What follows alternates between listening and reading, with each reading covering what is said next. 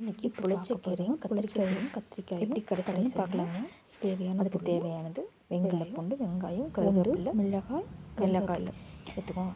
எண்ணெய், கடாயில் கடுகு, வெந்தயம், ஜீரகம் போட்டு பொரிஞ்சதோடு வெங்காயம் போட்டு வெள்ளை பூண்டு போட்டு அது நல்லா வதங்கினதுக்கப்புறம் வெங்காயம் போடுங்க.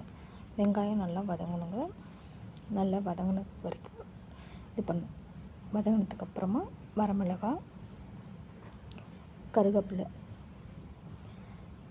இதை போட்டு நல்லா வதக்கணுங்க.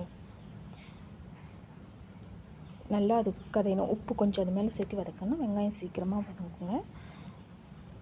நல்லா வதங்கினதுக்கப்புறமா நம்ம ஏற்கனவே எடுத்து வச்சுருக்கோம் இல்லைங்களா, கத்திரிக்காயும் புளிச்சக்கீரையும் வேக வச்சு தண்ணியை சுத்தமாக வடித்து வச்சுருக்கோம் இல்லைங்க, அதை